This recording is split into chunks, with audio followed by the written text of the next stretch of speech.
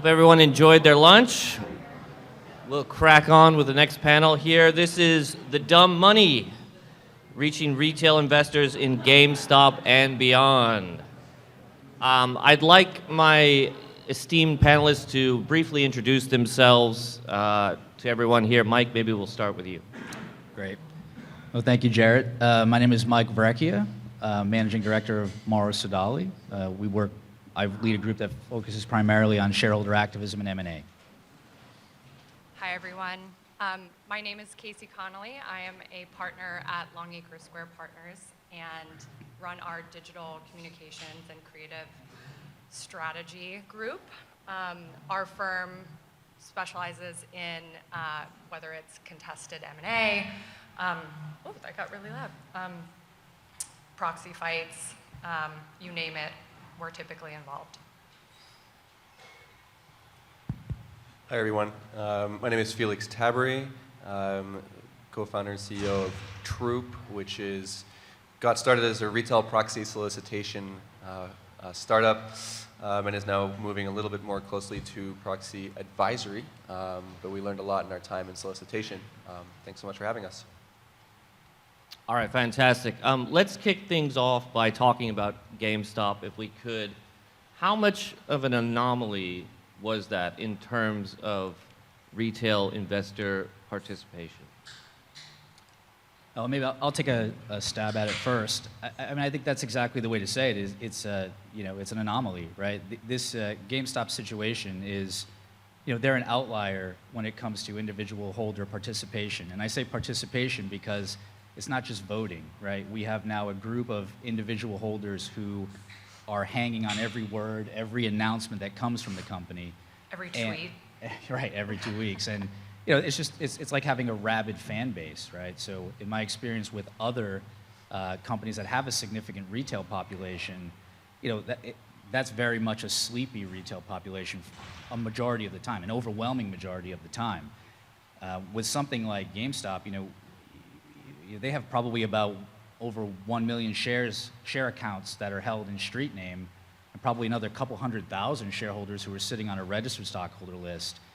And when you compare that to some other traditional, significant retail company, somebody like a Boeing, who has probably about 2.6 million shareholder accounts in street name, and I'm not even talking about stuff that's on the registered list, you wouldn't consider Boeing that type of rabid retail situation, right? In that profile, there's still 60-70% held by institutional holders. So when we think about what those individual holders in GameStop are doing, they're waiting for that proxy statement to become available, waiting for a ballot to become available.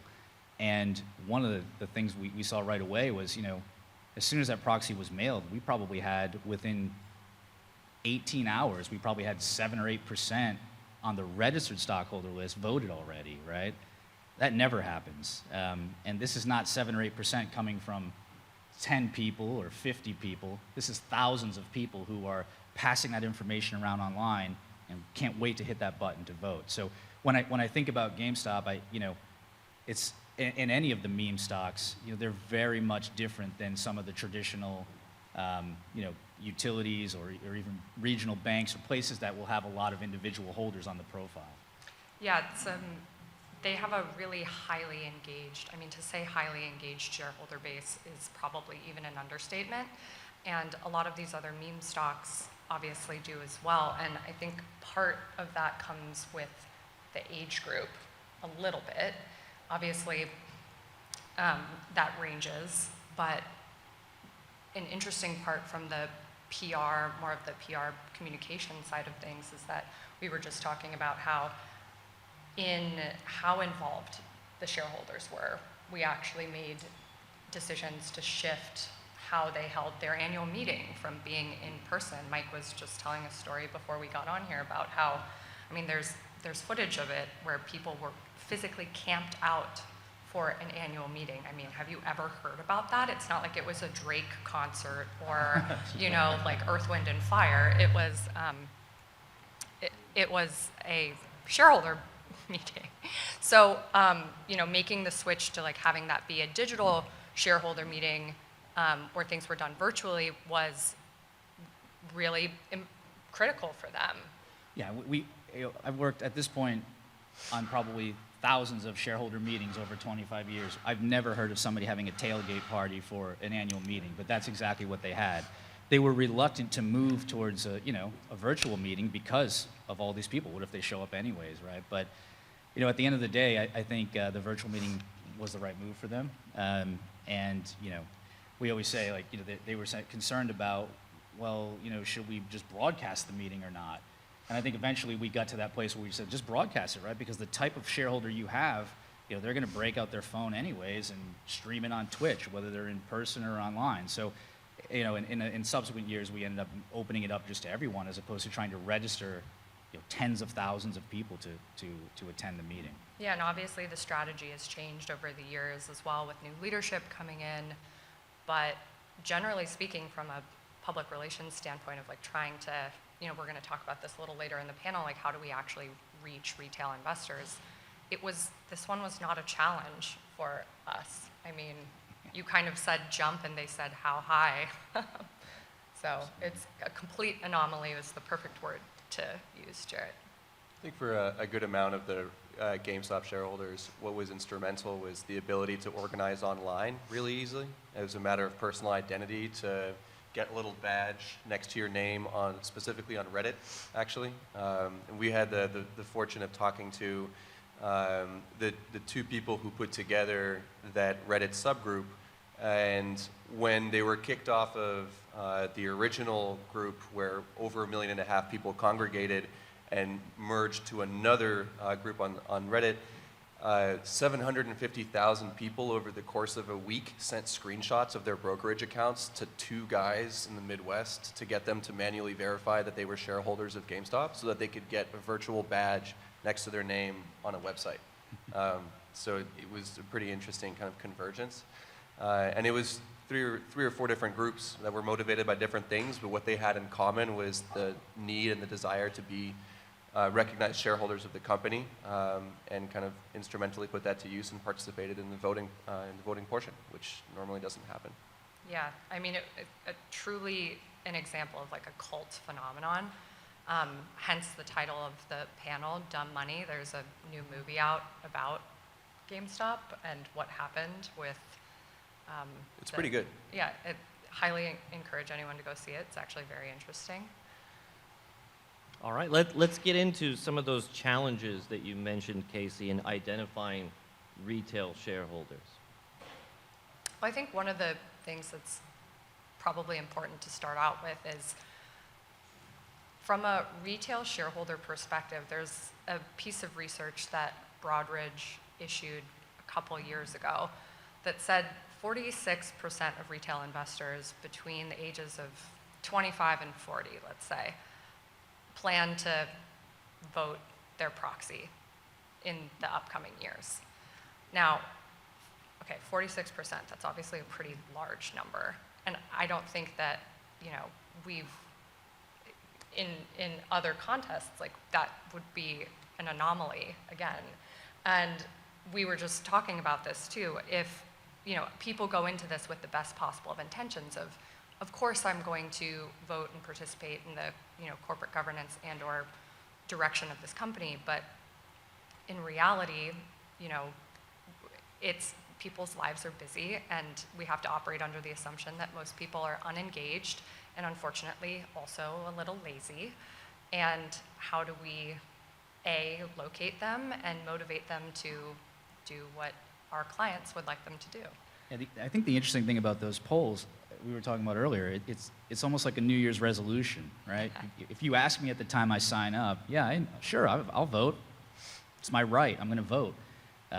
Same way I'm going to run every day this year, and then probably a couple weeks into it, you're not running every day, right? So I just think, sometimes those surveys don't necessarily translate to what we actually see in the vote when we are in the mail and we're trying to solicit those holders. I think a challenge just in identifying retail holders in general, there are certain tools that all solicitation firms use, right? We have access to shareholder listings, registered listings. We have access to NOBO listings, whether it's from Broadridge or Mediant. But then there's this gray area of OBO shares, people who object to their name, address, and share amounts being made available to the companies that they're invested in. And the only way that you can really reach them is either through, mailing to them directly. We don't know their identities, but we mail to them directly. Or you have to kind of smoke them out some other way, right? And that's where I think a lot of the online and the digital pieces really add to the solicitation effort. When I think about identifying those oboe, it's almost impossible, right? They need to call you. But then with the list that we do have, it's very difficult sometimes to even get contact information for some of these holders anymore. So it's almost like playing a game of Battleship, right? Everybody's played Battleship. You see this list, you're trying to find Jarrett on a list, and you're basically just pinging, right? Try to find him, try to get a contact information that works, and it's just like Battleship. B3 miss, C5 miss, and then finally you get a hit. And that's what we do as solicitation firms to really try to identify who these holders are and get the best contact we can to convert them. Right? That's always a challenge in what we do. In some cases, you can try and narrow the board a little bit to continue off of your analogy. What we learned from observing the behavior of a lot of retail shareholders in GameStop, despite how unique that situation was, is that for a lot of people, it was a matter of, again, identity online. Most people go to the markets to make money, and so if you try to engage with them on the theme of voting, it's kind of easy to miss. But if you try to intercept people who self-select and self-identify in communities of shareholders online, and you try to speak with them on the merits of upcoming activism or the value of voting your proxies from an alpha-seeking perspective, you tend to get some pretty good responses. And in our experience, in communicating with people on places that seem to be the archives of the internet but are somehow still alive, such as Yahoo Finance, and I suppose more recently StockTwits as well, and then a bunch of different subgroups on Reddit, people self-select, and they'll fly their flag and show you what their portfolio is, and they're looking to get engaged. Those same people typically are good people to engage with because they tend to elicit their own sort of smaller followings. In our company, we call this hand-to-hand combat online, and it's quite difficult at times, but we learned a lot doing it. Yeah, I think that's obviously, we've seen similar instances of success where we're going directly to where doing a significant amount of research when we're involved with either a company or an activist to figure out where are people spending their time online from a retail perspective. Is it on StockTwits? Is it on the Yahoo Finance message boards, which are surprisingly active? Is it on Reddit? And other channels as well, Twitter, you name it. TikTok is now becoming a big place, which is hysterical. We had a client who's a short seller just the other day say he wanted to get active on TikTok, and I think it took me a minute to recover from that comment. It's like, let's put a pin in that for a minute. But that being said, it's like those are where engaged shareholders are. The toughest part, like Mike was alluding to, is how do you get the people that are asleep at the wheel, so to speak, and trying to find the right moment to reach out to an engaged shareholder is much easier than trying to reach out to someone who potentially forgot that they even have this stock in their portfolio, or maybe they're of an older generation and they're not active online. They're not using the same type of tools that maybe like a millennial or a Gen Z would be doing. So it's kind of an array of options that we always try to look at when we're consulting with clients dependent upon the shareholder base. How do advisors work together to engage retail investors, get them to vote? Yeah, I'll take a stab at that. That's a great question. I would say that the first thing we do with any situation we're involved in is really establishing the shareholder base, breaking into the different shareholder constituencies, institutional hedge fund, retail individual. We're looking and really kind of double clicking on that retail category to understand who might be in there, the identifying part, the hard part. But we use the tools that we have to try to figure out how are we going to hit these people in ways, give them the information in ways that they want to receive it.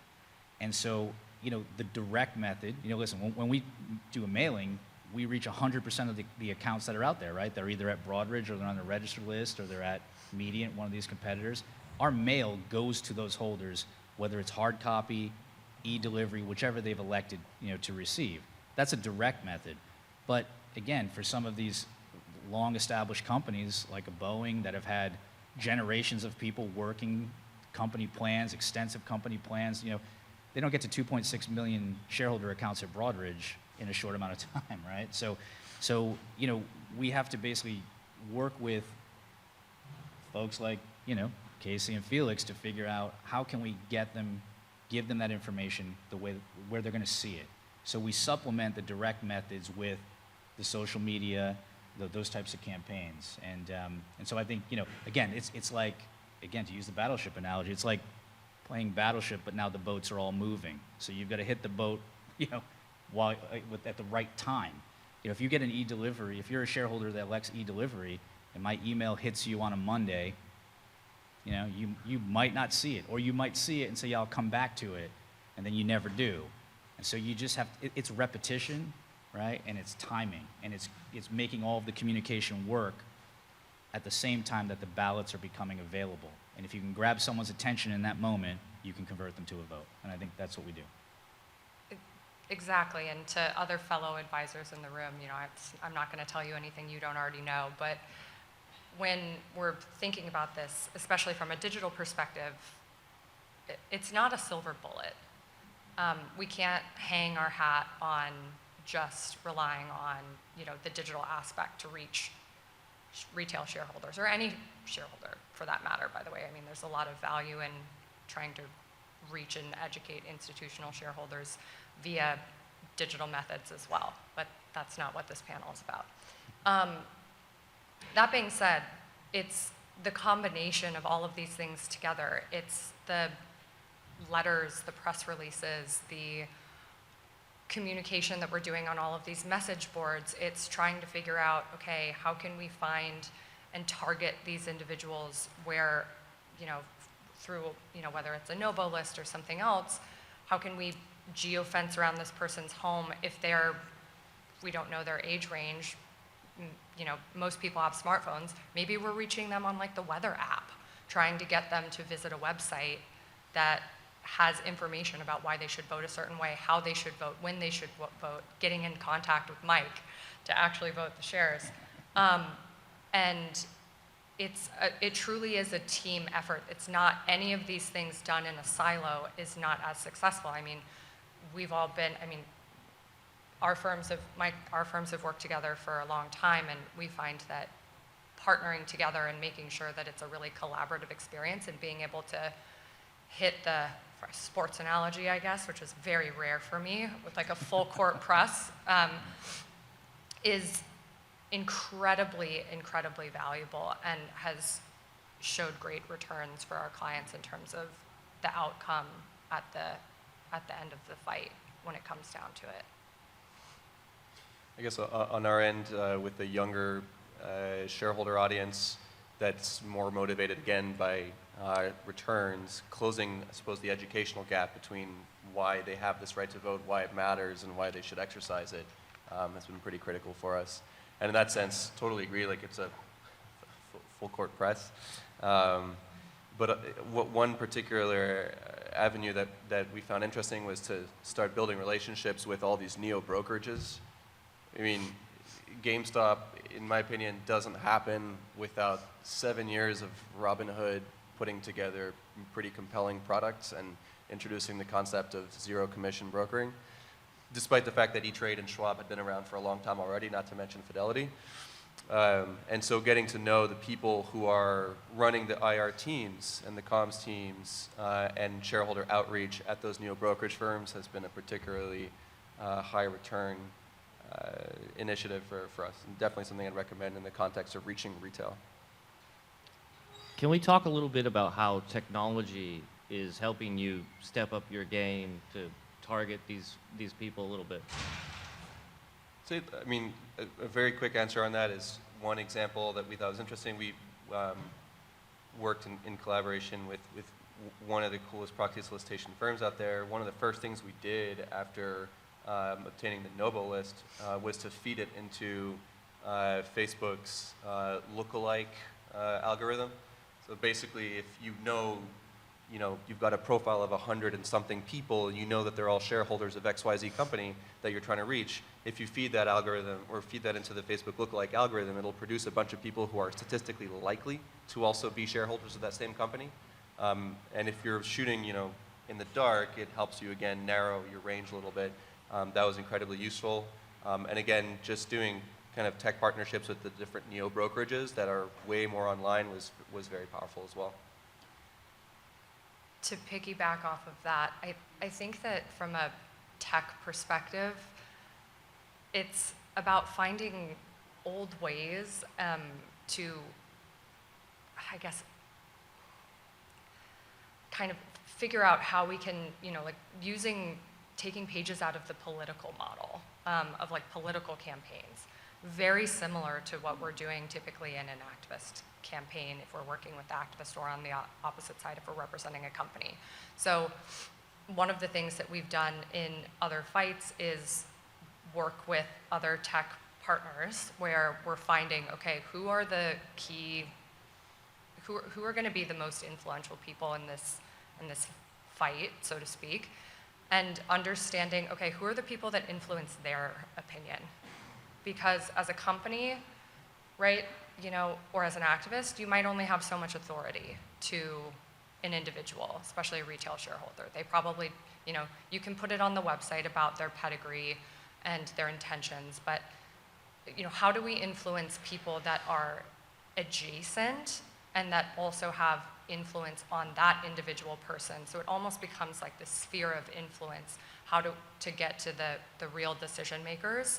And that, I think, is something that it's often used in politics, particularly like if you're trying to influence a particular member, you know, you try to reach their staff. Same thing here.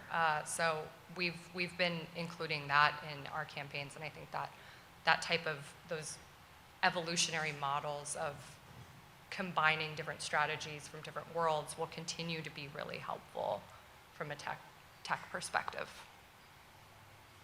Mike, you started in the late 90s. Can you tell us how things have evolved and what some of the biggest changes were since then? You know, I say this often, but I think when I started doing this, you know, companies were still mailing glossy annual reports, mailing quarterly reports, giving information to their shareholder base, but they weren't seeing the return on that investment at the ballot box. And so over the years, we've done a heck of a lot to disenfranchise those retail shareholders, right? We've adopted notice and access, which allows us to, instead of giving you the big package of all the information, we now send you like a 6x9 postcard, and we ask you to go click online and vote the card.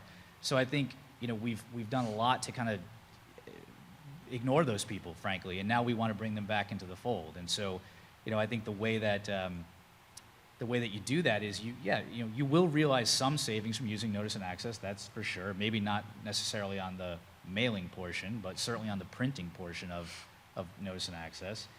And so we like to tell our clients, you know, take some of that savings and reinvest it in the top portion of your retail range, right? Because again, at some of these utilities, if a holder has 10,000 shares of one of these long-established utilities, you know, that, depending on, you know, it's not necessarily a share amount that's going to move the needle by itself, but it's still a very significant investment for that retail holder. And they want to be part of the club, right? They invested here because they believe in it, right? And so, you know, you don't want to be asking them for support the very first time, you know, when you have competing ballots in the mail and you're fighting over board seats. So I just think, you know, using some of that notice and access savings and just reinvesting it in sort of engaging and kind of, I don't want to say create a fan club, but ultimately trying to create what GameStop has, right? Just to take those top accounts and just make them understand they're part of the team.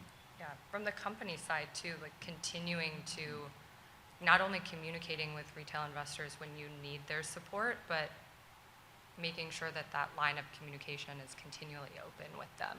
I think is probably another, like, just building off of what you said. No, it's right, because, you know, companies have spent the last 15 years, you know, overly focusing on engaging institutional holders in the off season, but yet we've ignored retail. And then when you get into a close fight and you win or lose by 80,000 votes, you really wish you spent more time with the retail holders, right? So I think you're 100% right. Harder for the activist, obviously, to do that without showing their cards, but. True. I feel like most retail considers activist involvement as a buy signal, at least if you look at retail trade flows. Typically within 12, 24, 48 hours of most activist engagements, you'll see an uptick in buying, and if you adjust for institutional purchases, most of that is just retail flow. It gives you a good idea of perhaps the appetite for that. Casey, you had the surreal experience of consulting on the Dumb Money movie. Can you tell us a little bit about that? I'm not sure anyone will find this interesting, but I am happy to tell the story. So we've worked with Gamestop for quite some time. When they came to us initially just asking if they could use one of the Gamestop locations for the movie, and that quickly turned into, well, we actually need to read the entire script to make sure the company's positioned appropriately before we allow you access to a store and get involved. And so we read the whole script under NDA and eventually decided that it made sense for us to physically be on site for a couple of the shoots, anything really that had to do with them using the brand. And it was it was a very different world. It made me very appreciative that I am not in the entertainment industry. There's a lot of sitting around. It kind of ruined movies for me, I have to be honest, in terms of like that, like that movie magic is very real. But it was funny, I mean, they were doing this filming during the midst of proxy season, so I'm like sitting, having the headphones on, making sure that no one's taking any liberties about how they're discussing GameStop based on what we had already approved, in the midst of like furiously typing on my computer, and the writers ending up having to tell me, like, can you please stop clacking so hard? I'm like, I'm doing 5 jobs at once right now, you are sitting here. But it was a very surreal experience and cool to see it all come to light, and obviously having worked with other individuals who were portrayed in the film, like the folks at Citadel and others, it was really interesting to see it all come to life, like their character choices, how they decided to stretch the truth in certain instances. But I think it's a pretty accurate portrayal, obviously, of what went on. And I know Ryan Cohen was very happy not to have been pictured or been portrayed by anyone in the film. That's a great story. Well, we'll have to leave it there. My thanks to the panelists, and coming up is AI in practice.